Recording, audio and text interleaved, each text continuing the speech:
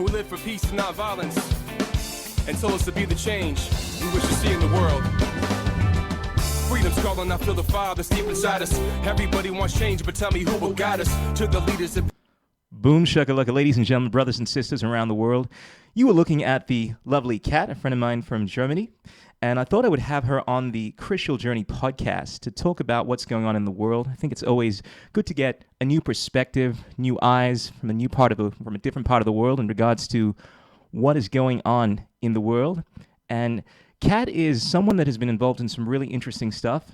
She's been involved in conservation. She was doing some work earlier in Australia, planting trees, and I'm always inspired when I see people doing that kind of work, because it's the kind of thing that we need to see more of in this world. I look at people doing that kind of work as the white blood cells of the planet, in that they're finding ways to fight off the viruses, all the problems that are going on in the world. And by obviously planting trees, by thinking about how you can focus on healing the world through conservation or whatever else it might be, that's how you make a positive change. So, Kat, do you want to tell me, well, if you just want to introduce yourself to begin with, you can tell me about yourself and how you got into this work you're doing with the tree planting and what you're doing now, and just give us a spiel of what you're all about. Okay, thank you for this lovely introduction. Obviously, I'm from Germany, as my accent can tell. Introduction about myself, where can I start? Maybe how I met you. So, are we going to go there? Why not? Yeah, put it out on the table. Why not, put some honesty in the podcast. Why not? Yeah, why not? So Vishal and myself, we went on a date. Then I actually went to Melbourne for a tree planting mission. That leads back right away to the mission I had in Australia. I went to Australia, when was it? 2018, beginning of 2018. Yeah, basically to take a break and to just focus on making money and doing something good for the planet. But basically, first of all, to make money, and then also to do something good was a side effect, to be very honest. It's not like I was so into tree planting that I just did it for a good cause to start with. Over the time, because then I ended up doing it almost 2 years.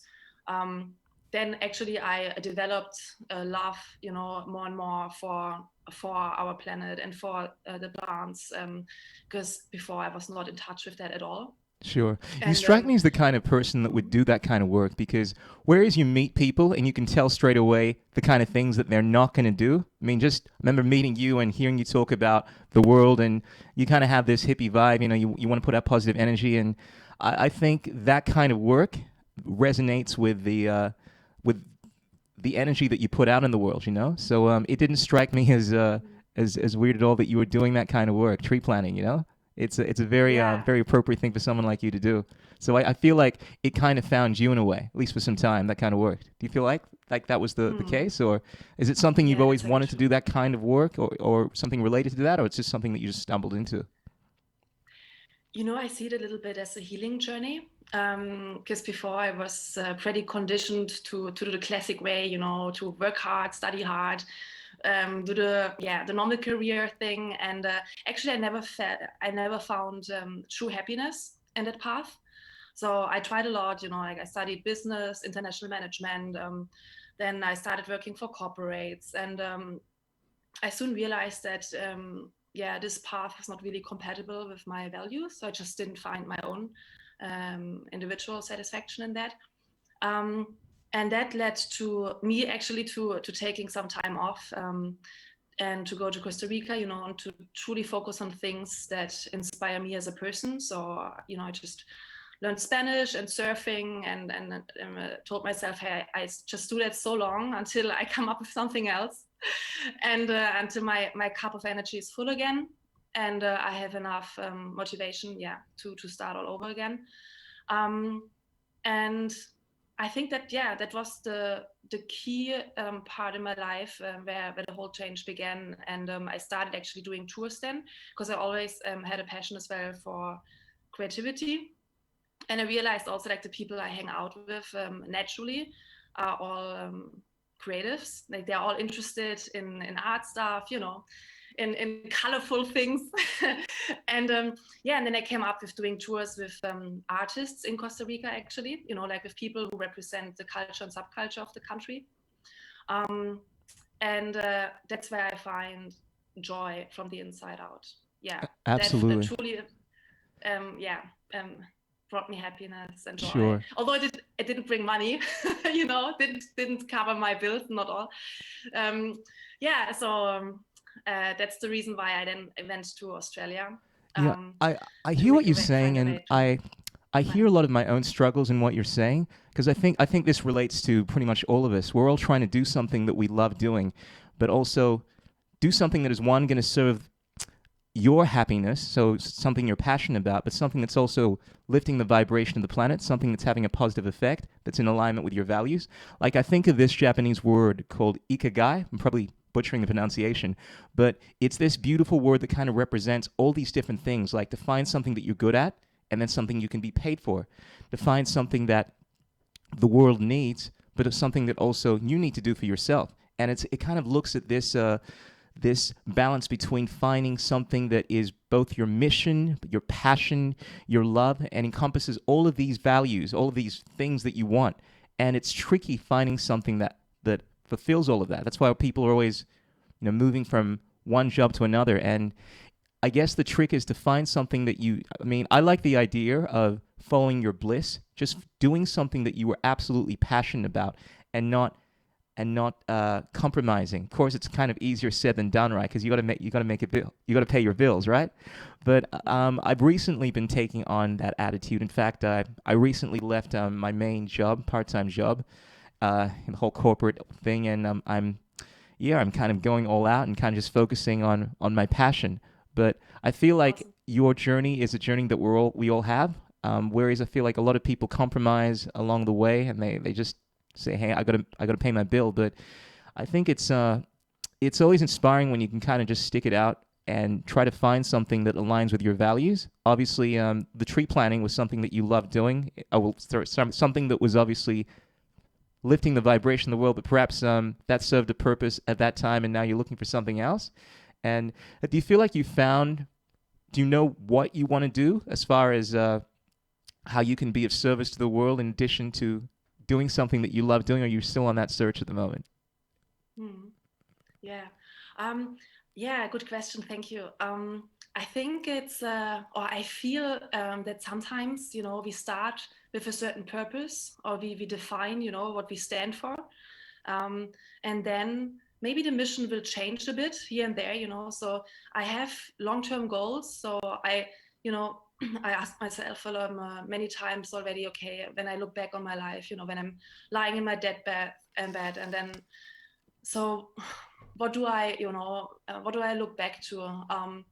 And yeah, that starts with things like always be good and kind to people, help them, being honest to them, because before I was always, you need to be compassionate with everybody. And then after some time, I realized just being nice to people, being kind to people might not really help them. And, just working on our courage and honesty to tell them what they actually need. Because I think also a lot of us are living in denial. We talk to us, because, we lie to us basically, because it's hard to change, right? To make like drastic changes in our lives. And then Sure. we keep And it's hard to find, like, I hear what you're saying in regards to trying to be as honest but also compassionate to people, and it's hard trying to find that balance because you move too far into either one camp. Like, you're too honest, and you end up being the kind of person that no one wants to spend time with because you're unpleasant, you're saying mean things, and then you're too compassionate all the like there's always a negative side to either end of the spectrum, and you kind of have to find a balance. Is that something that you found? Because it's something I found a lot. Yeah, very true what you say. I realized also that words might not help as much, but actions do. Like, actions are way better. So when you just do what feels right to you as a person, you inspire other people by your actions anyways. Absolutely. So yeah, I stopped forcing, like also forcing myself, and then and also I did in the past. I often had this pattern, to tell people, "Oh, you can do this and this. It works for me." So I was assuming that what works for me automatically works for the other person, and that was also a huge learning curve for me. That another person might have completely different needs.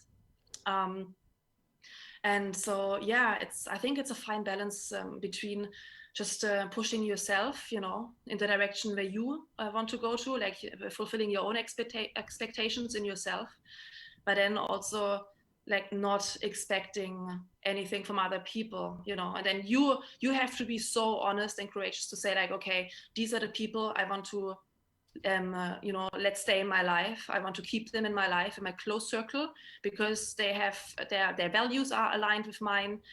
They push me in the direction I want to push myself, so we can help each other, right? Because it's always, it's the relationships are always like a balance. Absolutely. And then Proximity is key. That's a mantra I like to say, because so much of how far you go a lot of the times is dependent on who you're surrounded by, whether it's the entertainment industry, whether it's your career. It's all about having contacts and aligning yourself with people that have the same mission. Whether I've noticed this happens a lot with YouTube or other social media, where people that collaborate, they often are able to share each other's fan base, therefore they can grow more. But it's really important to have people that you're working with that are part of your tribe. And there's this African saying that if you want to go far, you go in a group. If you want to go fast, you go alone. But I think it's tricky because there's so many things that one can hold you back sometimes when you're working with a big group. Trying to compromise, trying to be on the same page, and sometimes you want to get things done right there and there. But I think if you're in something for the long haul and you're really trying to make a go of things, like, you do need to collaborate, need to find people that are in the same kind of space as what you're trying to get involved in. So it's often that you see what do they say? You see wolves or you see lions kind of in flocks. They kind of they work together. Like, you see people that have the same kind of vibe amongst each other, and I think that's an important thing to be wary of. That's something I try to do. Of course, it's tricky because there are times when you want to be giving of yourself. You want to spend time with people that don't necessarily resonate with you, and sometimes I feel like I'm being selfish if I only surround myself with people that I think are beneficial to me. It's kind of like you come across as very self-centered when you're like, oh, I can't spend time with you because you're not helping me move in the direction that I want. But I think it's important to find a balance between surrounding yourself with people that are obviously elevating you, but also to be of service to other people. To surround yourself with people that you can help, that you can assist, and it shouldn't necessarily be this. Hey, I only want to be friends with you because I see you as a means to an end kind of thing. And not that it's about that, but I guess you have to have two minds about it, if you know what I mean. What are your thoughts on that? Good point. I feel it happens all naturally. Like, the more you open your heart, and you always tell yourself, like, I have this practice every morning after I wake up. I do my meditation, 30 minutes, and I have a little ritual, and I always tell myself, okay, today, I love as much as I can. I learn as much as I can, and I listen as much as I can. And by telling me that, every day, I just keep reminding myself, hey, Kat, always keep your heart open. It might break in between, but you always, you attract only the right things in your life like that, and you're gonna stay on your path. That's very beautiful. I like that. So what was that thing that you say to yourself? I really like that. What you? I'm gonna have to take note of that. Yeah, I'd start with a silent meditation, 30 minutes in the morning, Yeah. and then at the end, I do my gratefulness practice. So, and what was the I phrase keep that you reminding mentioned? myself. I always like to take note of the mantras or little sayings that people have and add that to my own kind of like list of things to inspire myself. I remember hearing you say something. What was it? Sure. I love myself, and I keep my heart as open as I can. I love as much as I can. Keep my heart as open as I can. That's Yeah, beautiful. I learn I as much as really, I can. yeah, I really love that because to me, it's the essence of courage and bravery. Because I feel like so many of us struggle to keep our hearts open because at some point, we all get hurt and we kind of want to shield ourselves. But in order to experience life to the fullest and to really to take in that sweet ambrosia of life, you kind of have to open your heart. Otherwise, you can't Mm, experience it. And so mm, many people, I feel as if I mean, I go through stages where I'm like, I'm super, super open, then, I'll get hurt. Someone will say something mean to me, and then I'm all closed up again. And I'm like, I'm never going to open up again. So it's mm, constantly this wavering of trying to open my heart, but failing. But I feel like it is a constant struggle, and it's something to aspire to keep that heart open, because I feel like that's that's the most important part of the human condition, to be able to feel, to be able to. I think there's no greater or more beneficent force in the universe than that kind of love, that full-hearted, unselfish love that you can give of yourself. And you're only able to do that when your heart is open. But if you're constantly protecting yourself and you don't want to be vulnerable, I love that word, then it becomes harder for people to open up to you. It's like you give permission to people to open up when you open up yourself, and that's a huge part I find mm, of just connecting. Whether it's even as a musician, like I feel like in order to truly create great art, you have to be vulnerable enough to express yourself, to express your insecurities. It comes across in your lyrics, it comes across in even the way that you act on stage. Like there was a time when I used to go on stage and I'd be all front, like I'd be like, "Yo, man, what's up? Yeah, yo, yo, yo." I try to act like one of these rappers, and I'd be doing all these mm, things. And I remember one time, actually in Berlin, I was there for this festival called Popcom with my band, and I was speaking to these African American girls, and they were saying we actually got to perform on stage, and they're like, man, you shouldn't be like that. You got to do your own thing. You can't be trying to act like your street because that ain't your thing. I can tell that ain't your thing. And she was saying you got to be real because people can feel when you're being real on stage, and when you're being vulnerable, you're showing who you are, expressing yourself honestly. That's what Bruce Lee used to say. That's how you become an artist. That's how you allow people to resonate with what you're doing. So yeah, I just really like the message behind that, opening up your heart. Anyway, I tend to go on these rants, so but yeah, mm. I like your morning rituals. So what else do you do? You start off your day with a meditation. You chant some mantras. Sounds like we have a very similar routine. Do you Yeah. do any yoga? Do you exercise? Um, Or Yoga, not too much, to be honest. okay, Like I like when friends of mine, they teach yoga, and then I like, because I like the energy. I want to be surrounded by them. I want to support them. So then I do yoga. yeah. I just like to say Um, that I'm a yogi, even though I'm not very good at it. I really do it. I'm like, yeah, man, I'm yeah, the I'm a yogi. I've mindset. been doing it for a Yeah, while, yeah. but Okay, I but I'm not consider really that myself advanced. as a Like yogi, but I just do some stretches in the morning, like I work on yeah. my splits and then kind of like I do this kind of I do like maybe 4 or 5 asanas. And Hmm. yeah, and then and then I'm done. I'm like, yeah, man, I'm a yogini or Fit. yogi. Yeah, yeah. I think it's the challenge. I mean, there are different kind of spiritual practices, and it's just yeah, the question to figure out what works best for you. And I found my satisfaction with meditation. That's definitely something Sure. that Well, I mean, benefited yoga, me. yoga, as you know, it's an active meditation. I mean, it basically means union. So it's a union between the mind and the body. So the idea of Mm, meditation is obviously stilling your mind, and the yogi is trying to do that not just through the disciplining of his mind, but using his body as well. So it's a meditation that's both has a physical and a mental component. So I mean, essentially, it's just another form of meditation. mm. Yeah. So have you always been interested in what I would call the hippie ways, like as far as meditation and tree planting and all this Mm, kind of stuff? Like, do you come from that kind of background, mm. or Not at all. Yeah. And it's funny because I never could identify with the word hippie. Like the hippie for me, it has a very negative connotation. I okay? just do my thing, I've always just focused on the things that make me happy. Like I have a very strong intuition, and I just follow my intuition, and I don't identify with certain things. Sure. You know, it might come across for other people looking from the outside of them on my path. You know, it might come across as, okay, she's a bit hippie. Um, Yeah, it's but funny that word, yeah. the meaning it takes for different people, you know. I mean, I sometimes use it in a negative sense. I mean, people have this idea that you should never lend a hippie money because they'll never pay you back. You know, they're always like, hey, man, money doesn't mean anything. So it's kind of like, it's all good, man. I'll pay you back in another lifetime.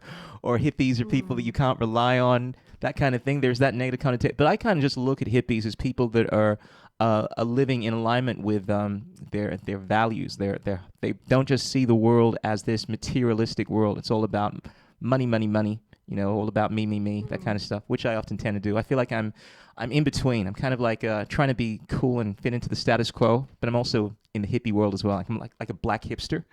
But I feel like a hippie to me is someone side of this mundane existence, you know, just Instagram images and selfies and all that kind of stuff is what do they say is in the world but not of it. Like it's trying to find harmony, balance. Hmm. Yeah. But yeah, so have your parents had any influence on your upbringing? I guess your attitude towards the world, is that something that you just developed yourself through your journey? How did that come about? My parents, they definitely try to do their best job possible for me and my brother. They're rather conservative, you know, when you want to put labels. Okay. I really try to avoid labeling. But yeah, they did their best, you know. They gave us, my father worked really hard, engineer background. My mom was a prof. So materialistic wise, we had everything. Like, yeah, I Sure. had a, you know, from a higher middle class background. So they made sure that I'm good at school. You know, they wanted me to study. That was out of the question, basically, you know, Sure. you need And to go were to they university. religious as such, like as far as your typical conservatives? I mean, as far as American conservatism goes, which is what I think of when I say conservatism, that usually comes with religious values, like believing in Christianity, God, that kind of stuff. Was that your upbringing, or did you somehow deviate and find your own path? I think my mom, yes. My father, not too much. He's more the scientific person. Yeah, I feel like there's usually a balance of one. You know, one family member being more the pragmatist, and the others being all kind of up in the clouds. I mean, my dad was definitely someone that I would definitely call a hippie. You know, as my name would show, my name's Krishna. Obviously, Krishna is a play on words from that, but spent a lot of time in India, was influenced by the culture, and probably had a huge influence in a lot of my hippie ways. And I feel like, regardless, I've always been drawn to the fringe, to the weird. Even in primary school, I used to be called different because I'd always be doing something in a weird way, you know. And I'd always like getting attention for standing out and being like, if everyone was doing something, I would try to do the opposite. And the fact that we're in this world where most people tend to listen to the mainstream, I have this mindset where I'm like, well, okay, I want to be different. I want to stand out. Even in my art, I try to do something different, you know. But definitely even in my views, like I think I always hesitate to do this because a lot of people look at using star signs and astrology as a horrible way of trying to define your personality. But I feel like I'm a very good representation of Aquarians because they're all about being innovative, and they tend to be these freaks, these misfits, the rebels, the people that like to question the moral certitudes of society, the type that try to shake things up a bit, and they're all kind of like out there and weird and perverse, and that's definitely me. I'm very inappropriate, and I definitely don't like trying to fit into the status quo, and I'm a bit of a chameleon in that sometimes I try to present myself as someone that is basically normal, but I think anyone, like I'm pretty sure you would have gotten the impression after speaking to me, you know, when we first met, that I'm definitely not your typical you know, brother. Like I don't act like a gangster, and I tend to talk about a lot of things outside of you know, hip hop culture and all the normal stuff, I guess, people that would be expected to talk about within that kind of social strata. But yeah, hey, look, I wanted to get into what's going on in Germany right now with you because obviously you're in Germany, and I know that when the Rona, that's what we're calling it here in Australia, the COVID-19, it hit Germany. I know Germany had a reputation for dealing with it really well. Like apparently the mortality rate was extremely low. Remember, this was during the first few weeks. I'm not sure what it's like now, what's going on. But first of all, how's this whole thing affected you? Are you worried about this virus? Has it affected your family, your friends? What's going on with you in regards to the virus? No, it didn't affect my close circle. No. And to be honest with you, I don't follow the news. Like, I only learned about the COVID virus when I was sitting in the plane back from Bali to Berlin. When was that? When I moved back from Australia, that was mid-March. Yeah, Okay. just actually sure. when it started, I was lucky. Sure, well, like Yeah, most of so- us. But even now, like, Yeah. are you paying attention to what's going on, or are you completely oblivious? In the streets, I see it, I just see, and also like my father follows the news, so whenever he calls me or I call him, he gives me a little bit of an update. Not that I ask for it, but I realize, because I feel with this thing, of course, it's good to be aware and to follow the guidelines, not like avoid big crowds and stuff, but I think like when you constantly watch the news and they bring obviously very exaggerated and negative things with it, like, I mean, that's what gets the attention, right? How they get there. Absolutely, that's what sells headlines. I mean, crazy headlines sells news. Yeah, and like a couple of years ago, I already realized that the media doesn't bring me anything of positive value, doesn't add anything positive to my life. So I just completely stopped it. I mean, it's not that, like, I read a lot of books. I choose consciously my sources, like where I get my news from.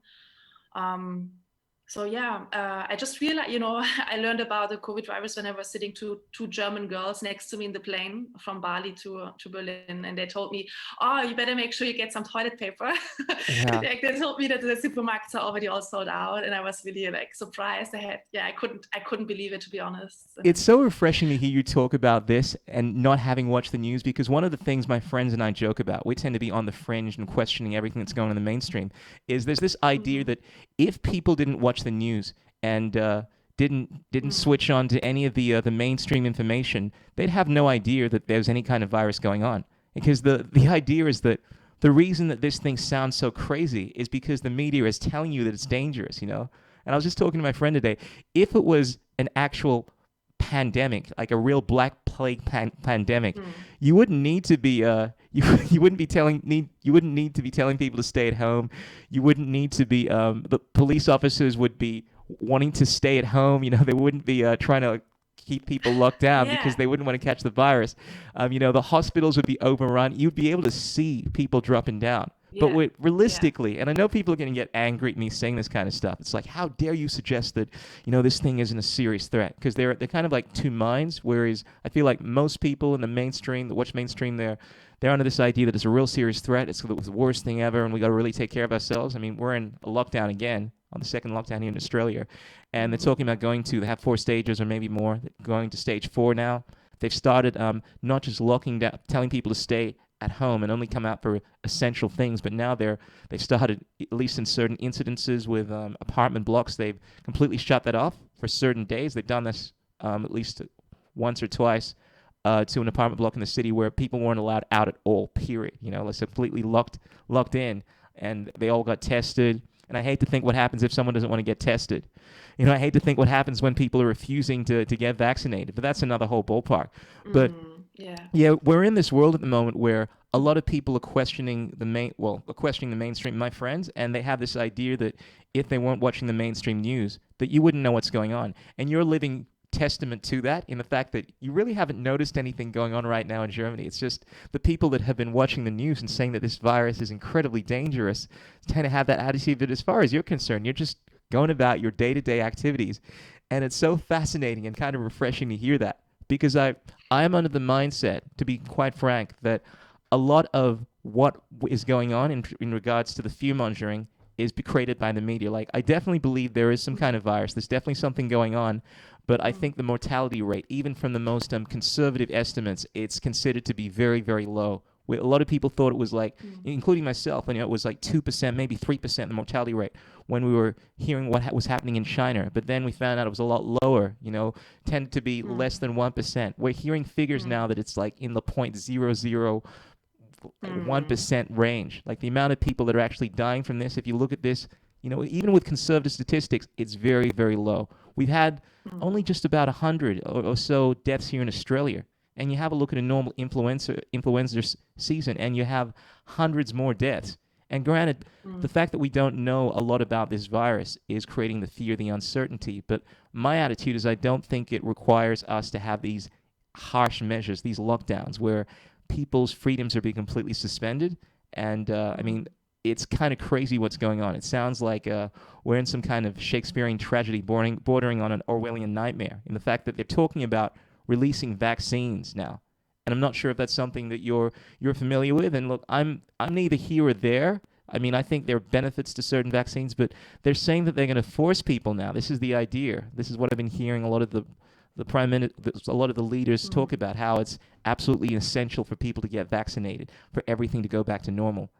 And I'm guessing you probably haven't seen too much of this stuff because you're not watching the TV. But I was wondering. Yeah. No, I heard. Yeah. Okay, what's the government saying in Germany in regards to how to deal with this thing? Is it a big deal, or is it something that kind of like they take on Sweden's attitude, where it's like, just let everyone do their thing? I don't know exactly, like with the vaccination thing, and I think that's a critical point because it's just like you can't impose people to get vaccinated. Like, that's just not possible.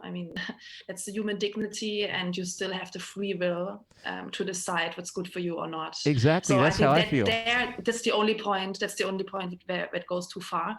I don't mind to wear a mask when I go to supermarkets, to public spaces, because I don't want to threaten fragile old people. Because they are already so worried, like they're focused, they are already, more concerned. In their thoughts, the word death, or they're just, more vulnerable to death. Sure. But even here, I always see the positive side and focus on what's actually bringing us together. With the virus, I think it brings the world together. So for the first time, I don't know since when, the whole world works together on something, because they say, okay, the virus is something that concerns us as a species, the human species. So there is a kind of common sense, something like, okay, actually we're not that almighty, we're not that powerful in this world, Sure. we're still kind of humans. Yeah, we're subject to these viruses that can wipe out an entire species. Granted, this virus hasn't, I think realistically we can say it hasn't done that much harm, if you have a look at other viruses in history. Like, I actually thought initially that this was kind of like a big deal, and I started having a look at the history of viruses and learning about things such as the Black Death, and realizing that, this is a virus. Like, you see this represented in a graph. Like, there's this beautiful graph that I saw that kind of shows what it's like the amount of people that have died from, let's say, the Black Death versus COVID, and it's like comparing, our moon to the sun. It's like they're just one's completely on a completely different scale. But yeah, it definitely has made me realize what can happen in terms of a massive virus. Like, if we did have, and it's possible that in our lifetime we could see something that is actually like a real threat, not this 0.0001% of people are dying from this, but like a threat, something that has like a, imagine like a 5% mortality rate, and you're seeing people drop down, and you're seeing your entire life change. And I think you've actually brought on a good point in regards to how people can work together and try to overcome something. I find that really inspiring. That at heart, I tend to be a bit of a lefty in the sense that I do want the society, to want the world to be working towards this common good, like in Star Trek. I was brought up watching Star Trek episodes, but having said that, I think it's important for people to still have their own autonomy. And I think when people start saying things like, we're all in this together, but you have to surrender your dignity, your freedom, in order to serve the greater good, things get very scary there, because this is, you have a look at history, and it's always been this idea of, well, compromise yourself, sacrifice your freedoms. You have a look at situations like with Pol Pot. There have been many regimes, Stalin, where the people in power have decided to take things away from those that had too much money or were in any position of power, were considered too educated, and they would be stripped of their wealth, stripped of their status, because you were trying to have this fair system or you were trying to achieve something. And I just think it becomes dangerous when the government starts requiring people to sacrifice themselves. I think if we could do it voluntarily, I'm all for trying to convince people to make changes for the greater good. But as soon as it becomes a situation where the government's saying, you must do this, otherwise you're going to be locked up in jail. You must get vaccinated, even though we know that there are some risks. I mean, the fact that there are billions of dollars in the United States that have been awarded to plaintiffs for damages from being maimed from these vaccines. There's so many reports of this. It's ridiculous. Of course, both sides tend to either overplay or underplay the risk, but there's definitely a risk in everything you take. So the idea of someone telling you that you must get vaccinated, the idea of someone telling you you must stay at home, I mean, people are having their lives ruined at the moment. Australia is falling into, I think for the first time in how many, I don't want to overspeak, but essentially we're seeing the lowest employment rates that we've seen in a very long time. Obviously, this is seriously affecting the economy, because essentially the government's just printing lots of money in order to allow people to survive, and this is having an effect on people and the economy. And the worst thing is, I mean, there are a lot of people that aren't able to communicate with. I mean, for instance, they've done this thing at the moment, which is understandable, where in aged care facilities you're not allowed in unless, of course, you've gotten the flu vaccine. And whereas I understand that, it seems reasonable in the sense that they want to protect the most vulnerable. They're the elderly. I mean, my dad's in a care facility, so the fact that I'm very weary of these vaccines means, technically speaking, I can't go there now unless, of course, I get some kind of medical waiver. So we're starting to see a lot of restrictions being put in place, and some of them I think are reasonable. Like, I don't have a problem with a private organizations making a decision to choose how it runs its business. But when the government starts saying you must stay at home, and there are people that the suicide rate in California has gone up by hundreds of percent because people can't deal with not being able to be connected with their friends and family. So it's not like it's a one-sided thing by telling people to stay locked at homes that we're going to save lives. I mean, there are unexpected consequences to every action.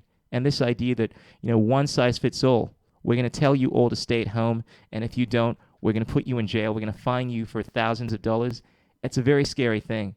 Anyway, I know I'm going on a rant right now, but yeah, how do you feel in regards to, I mean, I'm not sure if you're aware of the kind of measures that the German government has put in place, but have you been following any of the restrictions? Are you guys in do you even know if you're in lockdown, or if there's any kind of restrictions that are in place in Germany right now?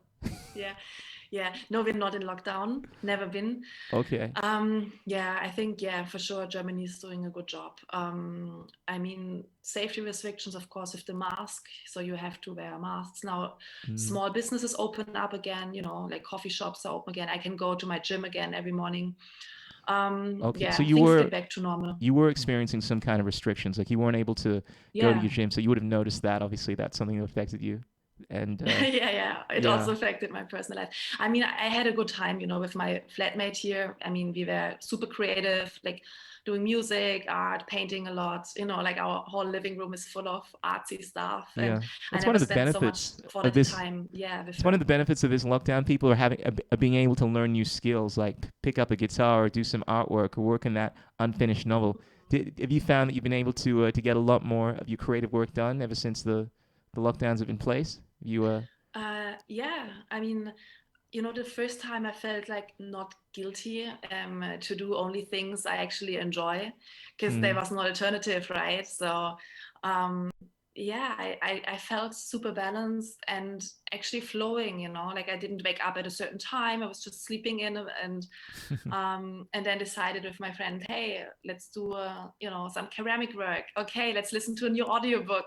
But I like your attitude nice. towards this. You're seeing all the positive sides to it, and that is actually something I feel like maybe it's just my circle of friends, because we've just been focusing on the negative, like, the government's taking away our freedoms. But there's so many beautiful things that have come about from this. I mean, the fact that people are obviously able to invest their time in the creative pursuits, and focus on things they really want to do for some time. But then you also have a look at the effects the lockdowns have had on the environment, which I know is a big part, big important thing to you, right? And I know there are places in China where if you have a look through a satellite, you can see that all the smoke is essentially just left, and there are areas now that are now where crops are growing, that haven't grown for a long time because humans are not able to, obviously have not been able to enter these spaces. And we're seeing the planet rehabilitate itself because humans aren't here to fuck everything up, so to speak, And I think that's a beautiful thing. I think it's funny when you think about it, how much of a negative effect human beings, when they're operating in this this consumer, just take kind of like just day-to-day activity, like what we're doing to the planet. In fact, I remember once seeing this satellite image of planet Earth, and you see this beautiful planet Earth, but then you see all these black spots. It's almost like a cancer that is forming on the planet, and that cancer is like humans, and the fact that they're claiming at night when you have a look at this satellite image of planet Earth, it seems as if there are these growths, and you have a look at the things that we're doing to the planet. And maybe this is just a little extreme here, but you kind of have a look at fracking. You have a look at the way in which we're kind of using up our resources, not much consideration for renewable sources of energy. I know Germany's really big with that kind of stuff. Like you guys have got a whole bunch of solar power and renewable energies and stuff, but you kind of have a look just in general how humans are so inclined to pollute the planet with the normal day-to-day activity. And it's kind of cool to see the planet kind of getting a break from all of that stuff with this virus, because obviously we're not at full capacity anymore. Yeah, what do you think about that? I mean, I'm sure you have some strong views in regards to some of the things that we're doing to this planet, Yeah, I see it, to be honest, Kishore, I see it as a rise of consciousness, what's going on.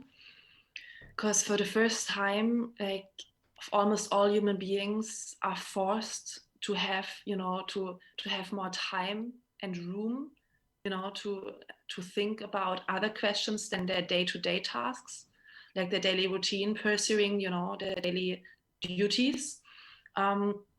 Because, to be able to become more consciousness, it requires a lot of time and room, I mean, just to elevate more questions and like pursuing more thoughts. Absolutely. So I think it's beautiful a beautiful thing what's happening, what's going on out there right now.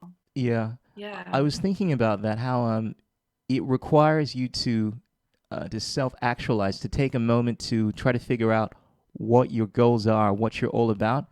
You need space, you need time, you need away from this rat race in order to do that. And I think some people have been given the opportunity. I think when you're in this situation, you start thinking about what you actually want to do. And I think a lot of people have either through just the circumstances have changed their career path, they've either lost their jobs, or they've started thinking, look, do I want to live my life like this? I mean, you hark back to this a while ago, like thinking about being on your deathbed and thinking about the kind of life you've lived. And this is something that I go through a lot as well. In fact, I find that in order to be fully alive, you really have to realize that this is not forever, that our existence is finite. And when you start thinking about this more and more every day, about the finality of things, that you will be on your deathbed, you start being more inclined to make changes, start self-actualizing and trying to figure out what you're going to do with your life. And whereas I feel some people have been doing that and taking this opportunity to do that, others, I feel like because they're so inundated with fear through the media, it's been difficult to do that. But I think, I guess if there's anything we can really benefit from with this whole environment is to take a step back and try to figure out what we want. Use this as an opportunity to reassess ourselves and try to figure out if you really want to spend your life like this. Because whereas it's important to kind of have the perspective of whether or not you're going to be happy, on your deathbed. Yeah, I feel like it's something that we often take for granted, the fact that life can also just go just like that, I mean, granted, I haven't seen it here. I've definitely seen I watched a lot of images in other countries, like in Italy, where so many people seem to be dying. And whenever you see death and you start realizing that, yeah, that this thing isn't, I keep hopping to this. Like, I think of the term, there's this beautiful Greek phrase that I often love to use. It's called eros and thanatos. Like, it's basically the love-death relationship. And the idea is that when you are on the verge of death and you start seeing death around you, you start realizing that your life is finite. That's usually when you want to experience the life principle. Like, eros is supposed to be like sex or like lust, but it actually represents life. And then thanatos is the death principle. And the idea is that there's one interpretation where on the edge of death, you feel this sexual desire to actually want to procreate, that kind of thing. But it's supposed to represent life, like creativity, like that energy of of the eros is actually the life principle of wanting to live. So when you see yourself in the midst of death and you start realizing, oh shit, I'm not going to be here forever. I'm getting older. This beautiful black melanin skin of mine isn't going to make me look young forever, you know? Like, eventually I'm going to start looking like I'm a 70-year-old, 80-year-old, and then I'm going to be like, oh shit, I have to start doing stuff with my life. And once you realize this, it gives you that incentive, that kick in the ass to like get your act into gear and expressing life, trying to create your art. And that's definitely something that I've been trying to do more so lately. But yeah. Do you often find that? Like, I guess you haven't really seen much. You haven't seen any death because you kind of you've sheltered yourself in the meteor. But have you had any experiences in your life where you've kind of come close to death, or you've started realizing that oh this thing is not permanent? Any kind of near-death experiences, so to speak, or realizations through death around your family and that kind of stuff? I was confronted with this question from pretty early on. Because I lost like two grandmas, both of my grandmas when I was in my teens. I lost a friend when I was in kindergarten. I lost one of my best friends. He just died out of cancer, like 5 years old. So I early learned that life is not forever, and then I have a brother who was suicidal a couple of times. So that was the toughest way, like to learn to deal with that, on a constant, like this constant uncertainty. Like, is my brother fine? And then also because I tried to help him, like for years I forced myself and him actually to open up, to see like, hey, how can I help you, please? Because like he would continue harming himself, and not giving any explanation or whatsoever so we Emily know what's going on, because we felt so powerless and so helpless. And at the time, I was not familiar with things like professional help, with psychotherapy. That's what I'm doing now, actually. Oh, okay. Is that something you're studying, or is that something that you're doing professionally? The psychotherapy. Actually, I studied psychology. Now I'm second semester, just part-time, but I also take actively, I do psychotherapy. Like I go to ambulant psychotherapy, like once per week. I do 2 hours of psychotherapy with a So what do you mean? Do you have this actually. thing performed on you, so you get psychotherapy, or you're actually a practitioner and you help people? No. I study it as well at a university, like remotely, but actually I do it as a patient. I'm the patient. Oh, and I see. go. Well, it helps because sometimes you learn a lot more by receiving something, by actually, like I often anytime a practitioner is working on me, like sometimes, for instance, I go get my massage, and I'm like, oh, this is how it's done, so I don't know if it's anything like that with psychotherapy. I'm sure it's a lot more advanced, but I feel like by being a patient, you're obviously learning a lot about the process, and that can serve your goals, your dreams in the future. Yeah. So is that something you feel like you could do? Would that be your ikigai, so to speak? How I was talking about finding something that's in alignment with your values. I mean, it's something that's obviously had a huge part in your life, and I can see you doing that, I guess, on a more permanent basis at the moment. Is that something that you want to pursue with passionately at the moment, psychotherapy, or what's the game plan there? Yes, it's definitely something I'm interested in long term. Like I've always been reading also books about it, like self-help books first, coaching books, and Yeah. um, yeah, I feel there's a lot of stuff still to explore and to research. Um, yeah, I mean, it's a long way. Like studying it is taking years, Sure. and I It's just such take a my time with broad it. it's such a broad topic though, isn't it? Because whenever I think of psychotherapy, I'm not just the clinical stuff, but we're talking about the human condition, like the psyche. We're talking about everything that makes you tick, function, like personal development, how to actually function in this meat bag that we're embodied in. So it's such a vast topic.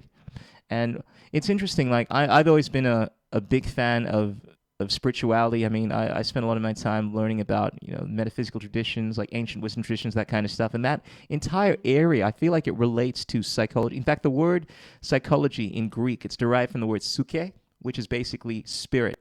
So it's the ancient Greeks would look at the study of psychology as the study of your soul. In the way that we look at it now as the study of the mind, essentially the Greeks would refer to that as trying to understand the heart of who you are, which is your soul, your consciousness. So it's not just a physical component. So when you're studying psychology, and I presume psychotherapy somehow relates to that, like it's the therapy of the mind, you're trying to understand how to heal yourself. And it's something that encompasses not just the physical body, the mental body, but so much information. And yeah, I feel like it really is this never-ending journey. There's so many things that you can uncover that can facilitate you in this healing process, And I feel like part of life is trying to medicate yourself through psychotherapy. Essentially, I look at life as this efflorescence in consciousness where you're constantly trying to grow. You're going through adversity. You're learning how to control your mind, how to not react. Like as a child, you find that I remember watching this video while that these are certain traits that children have where if they can't have something right there and then, they get angry. So this reaction where it's like, I want this, why can't it happen? Mommy, I want my teddy, that kind of thing, And as you get older, you learn how to control your mind. You start being able to delay self-gratification. You start realizing you need to have discipline.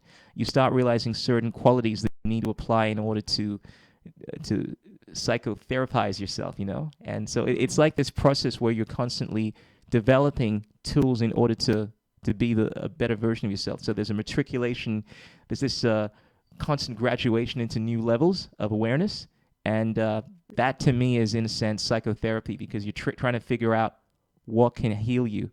And it's a never-ending thing, A lot of people talk about how they have this problem here, but I think we all have problems, and it's just about trying to constantly work on yourself. I don't think there's anything such as, oh, I'm there. Like I call my podcast The Crystal Journey, and it's all about this journey. And the great, like, there's this idea that the journey, okay, so everyone thinks of a journey having an end, but it's really about the journey, because you're constantly setting new goals, you're constantly moving.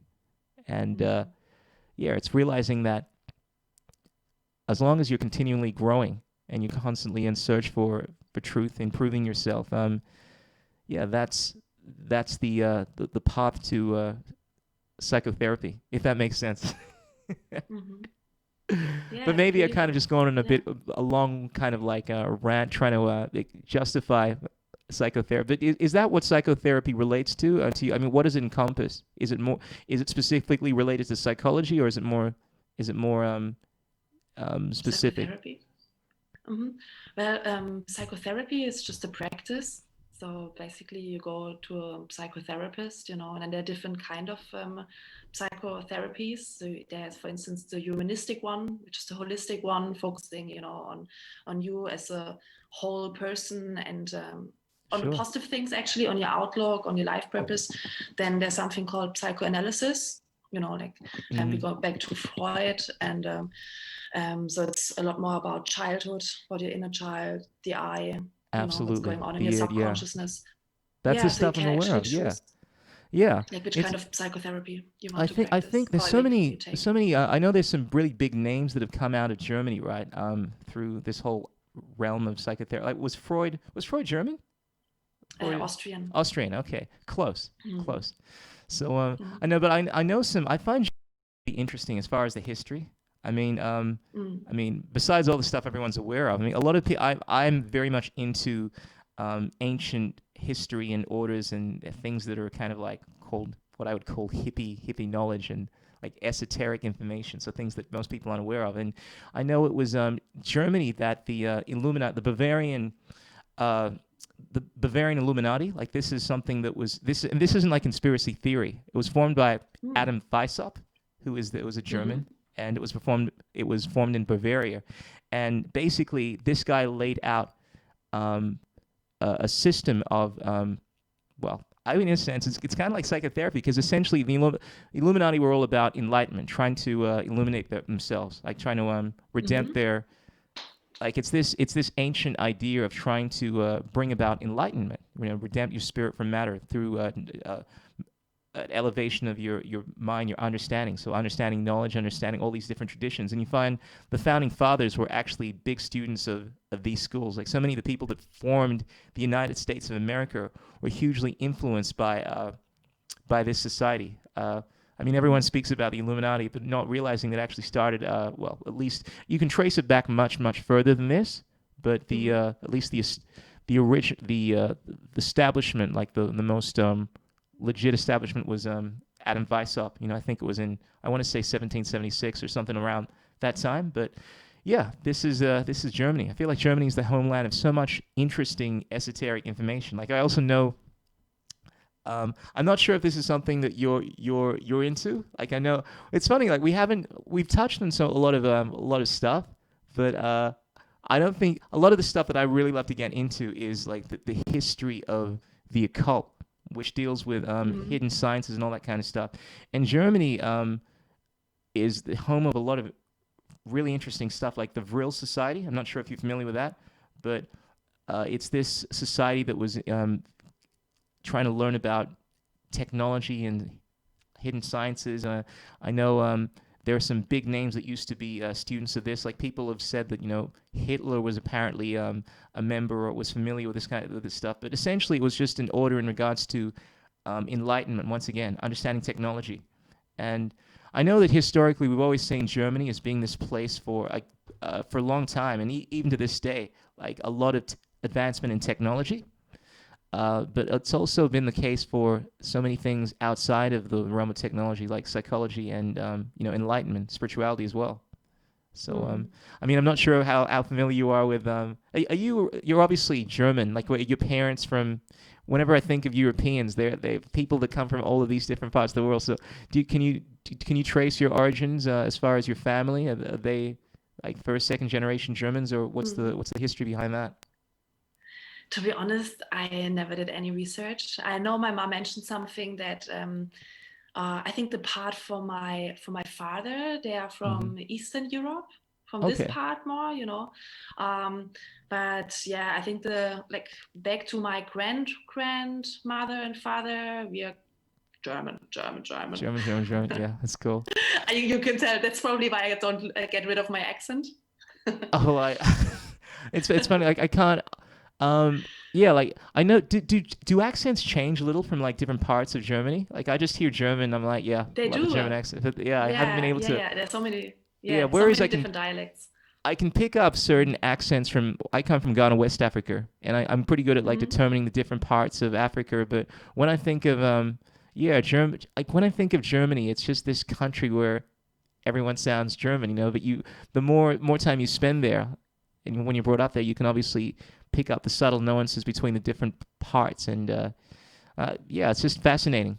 I love Europe in the sense that it's this place where even though it's a small space, there's so much different culture within not just the different countries, but even different provinces and stuff. Like I've only been to Berlin, but when I was last there, my friend was saying, "Oh, you got to go to Bavaria because it's a completely different vibe." And if it's Mm-hmm. anything like the United States, where the East Coast is very different from the West Coast, and like New Yorkers are very different from L.A. people.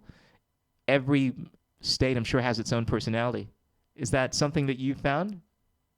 in Germany? Yeah, for sure, for sure. I'm originally from South Germany, close to Stuttgart, so it's Okay. seen as the more conservative, rich area. Like, the people are very kind, polite. So the focus is more on getting a serious job, focusing on your career, and then build a house, and yeah. So Like, what would be the of hippie? duty to your family. What would be the hippie capital of So Germany? the hippie usually leaves then, and moves to Berlin. Berlin, yeah, that's where. That's what I did. Okay, yeah, the Berlin that's where it's at for me. I love Berlin. I've been there a few times now, Same. So yeah, I'm definitely once these lockdowns are obviously sorted out. Hopefully I can get down. Yeah, definitely come down. I'm hoping there won't be these crazy restrictions now where you have to get vaccinated. I'm gonna be like, no, but I'll find a way to get down again. I was actually planning to do some gigs. I've been working on my guitar skills lately and trying to. I think I just started playing the guitar when I met you, and it's going on 10 months now, so I've made some progress, and hopefully, I know a lot of people have had to cancel their plans to go overseas this year, but if all goes well, hopefully things will reopen towards the end of the year, or hopefully we can all pray. Cool. So we can do the second podcast in person. Yeah, that'd be pretty cool. But Kat, thanks so much for coming on this podcast.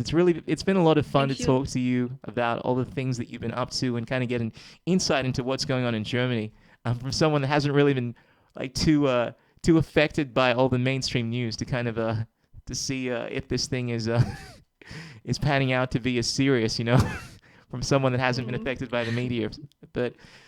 Yeah, once again, if anyone want to get in touch with you, like to learn more about the cool stuff that you're into, do you have any contacts that you can drop, like any social media? Sure. Yeah. Basically, like the creative project I'm working on, Subcultures. I will mention it in one sentence because we didn't talk yet about it. So basically, I'm sorry. For next time. We're working next time in person.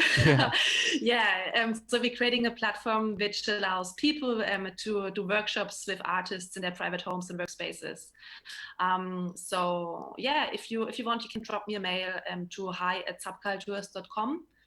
So I spell it. It's subcultors.com, just like subcul and then like tours. Or subcultures.com. You can check it out. I think the site right now is off because we're doing some changes also on the landing page. Or you can check us out on Facebook or Instagram under Subcultures. And I would love to hear from you. Awesome. Well, I'll be sure to put the links on the on this video once it's up. And Kat, thanks again so much for coming on the Crucial Journey podcast. It's been very refreshing to get your insight in regards to everything that's going on in your wonderful world. And hopefully I'll be down in Germany at Berlin at some point. We can do a podcast in person. Cool, my pleasure. See you soon. See you soon. God bless. Thank you. Ciao. All right, so ladies and gentlemen, that was the lovely Kat. Got to talk about the cool stuff that is going on in her world, and it was refreshing to get a different perspective in regards to this whole crisis, this pandemic, from someone that hasn't really been indoctrinated by the media too much. Ladies and gentlemen, freaks and geeks, peace out, keep it real, don't drive and text. This is your boy Chris Jewell. Until next time, boom shakalaka. Ow! What is liberty? What the? Who says you can't build? What's it like being a hottie in the vegan community? Are vegan guys better? Yes. The economics of the system don't allow multiple competing systems to survive. Engineering, technology, these arts of humanity, they are magic.